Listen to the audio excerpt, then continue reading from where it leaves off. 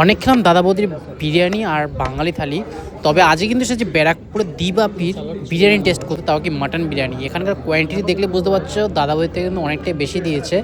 কিন্তু এখানকার আমি যেটা দেখলাম, এটা কিন্তু রাইসের মধ্যে যথেষ্ট পরিমাণ মশলাদার রাইস আছে। আর মাটনের পিসটা কিন্তু সত্যি বড়, অনেকটাই বড় একটা পিস দিয়েছে মাটন। আর আমাকে বিরিয়ানির সাথে কিন্তু নিয়েছে চিকেন কষা, এখানকার সিগনেচার আইটেম যেটা আছে সেই চিকেন কষা অর্ডার করেছে। ব্যারাকপুর বারাসাত রোডের দিবাপিতে আমরা আজকে এসেছি। এটা কিন্তু সেকেন্ড ফ্লোরে যে বসার জায়গা আছে, এর আগে আমি কখনো জানতাম না। যাই হোক, আজকে বসে খাচ্ছি এখানে। প্রত্যেকবার কিন্তু বাড়িতে নিয়ে গিয়ে খাই, তবে একটাই নিয়ে যেতাম, মাটন বিরিয়ানি হোক বা চিকেন বিরিয়ানি হোক। আজকে কিন্তু এখানে বসে খাচ্ছি। এই হচ্ছে এখানকার মেনু কার্ডে কিন্তু রিজনেবল দামের মধ্যে যথেষ্ট ভালো খাওয়া দাওয়া পাওয়া যাচ্ছে। শুনেছি দিবাপির বাঙালি থালিও লঞ্চ হয়েছে, এর মধ্যে নিশ্চয়ই যাবো আর খাবো আর শেয়ার করবো। এই হচ্ছে দিবাপি ব্যারাকপুরের, খুব সুন্দর কিন্তু এখন আউটলেটে সাজিয়েছে। আগে কত ছোট ছিল যখন খেতাম। দাদা বৌদির মতো এরও কিন্তু প্রগ্রেস হচ্ছে, মানে অনেকটাই কিন্তু এগিয়ে গেছে, অনেক কটা ব্রাঞ্চ খুলে গেছে। কারণ কি, খাবারের টেস্ট, খাবারের কোয়ালিটি যদি ভালো হয় মানুষ খেতে আসবে আর ব্যবসা তো বাড়বেই।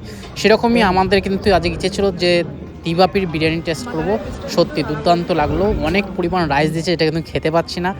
রাইস মনে হচ্ছে বেঁচে যাবে এরকম মনে হচ্ছে, কিন্তু মাটনের পিসটা দেখো কতটা বড় রয়েছে। মাটনটা নিয়ে আমি যথেষ্ট এক্সাইটেড সবসময়, দাদা বৌদির হোক বা দিবাপি হোক। দিবাপির মাটনটা আমার বেশি ভালো লাগে, তবে যদি কম্পেয়ার করি দাদা বৌদির সাথে দিবাপি, তাহলে আমার মতে কিন্তু দিবাপির বিরিয়ানির যে মাটনটা রয়েছে সেই মাটনটা কিন্তু যথেষ্ট বড় রয়েছে আর জুসি রয়েছে, একটা রিয়াজি পিস রয়েছে। মানে দাদা বৌদির বিরিয়ানিটাও ভালো, কিন্তু ওর মাটন পিসটা একটু ছোটো এর থেকে। আর এখানে রাইসটার কোয়ান্টিটিটাও অনেকটা বেশি, কিন্তু ওখানে কলা পাতায় মানে সার্ভ করা হয়। সেই প্রথম থেকে দেখছি, যখন আমি ক্লাস 10-এ প্রথম তখন থেকে খাই, তখন থেকে কিন্তু কলা পাতায় খাওয়ানো হয় দাদা বৌদিতে, সেইটা কিন্তু এখন তৈরি রয়েছে। আর এখানের খাবারের কিন্তু কোয়ালিটিও কিন্তু খুব সুন্দর। আমি আর ও কিন্তু মাটন বিরিয়ানি অর্ডার করেছি। ফার্স্টে নিচে টোকেন কেটে নিয়ে উপরে এসেছি, উপরে এসে মাটন বিরিয়ানি দিয়েছে।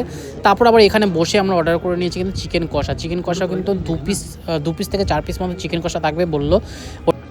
এখন তো দিবাপির আউটলেট সেটা কিন্তু বিটি রোডের মধ্যে রয়েছে, সোদপুরে রয়েছে, মধ্যমগ্রামে রয়েছে। মধ্যমগ্রাম বিরিয়ানিটাও খেয়েছি, খুব সুন্দর।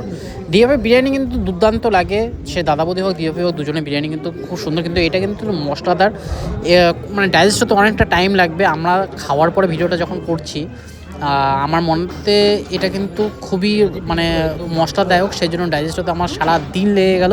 আমি রাত্রিবেলা কিন্তু মানে কিছুই খাইনি, কারণ মাটন বিরিয়ানি প্রচণ্ড পেট ভরে গেছিলো খেয়েই। আর মাটনের পিসটা দেখতে পাচ্ছ কতটা বড় একটা চর্বিওয়ালা রেয়াজি মাটন দিয়েছে। আমি নিজেই বলেছিলাম রেয়াজি মাটন দিতে, কারণ কি বাড়িতে আমি সেরকম রেয়াজি মাটন খাই না, দেশি খাসি খাই যেটা চর্বি লেস হয়। সেই জন্য ভাবলাম যে একটু চর্বিওয়ালা মাংস খাওয়া যাক, তবে চর্বিটা আমি বেশি খাবো না। মাটনটা কিন্তু দুর্দান্ত টেস্ট, মাটনের সাথে রাইসটার কোয়ালিটিও খুব সুন্দর, কিন্তু রাইসটা কোয়ালিটি আরেকটু বেটার হলে ভালো হতো আমার যেমন হয়।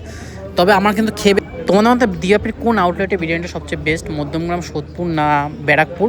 আমার মতে মধ্যমগ্রাম আর ব্যারাকপুরটা আমি টেস্ট করেছি, এই দুটো টেস্ট আমার একই লেগেছে, একই রকম, খুব সুন্দর। মাটনের পিসটা এদের খুবই বড় হয়, অনেকটা বড় সাইজের হয়। যাই হোক, আজকের ভিডিওটা কেমন লাগলো অবশ্যই কমেন্ট বক্সে জানিও। দেখাও নতুন ভিডিও, বাই বাই।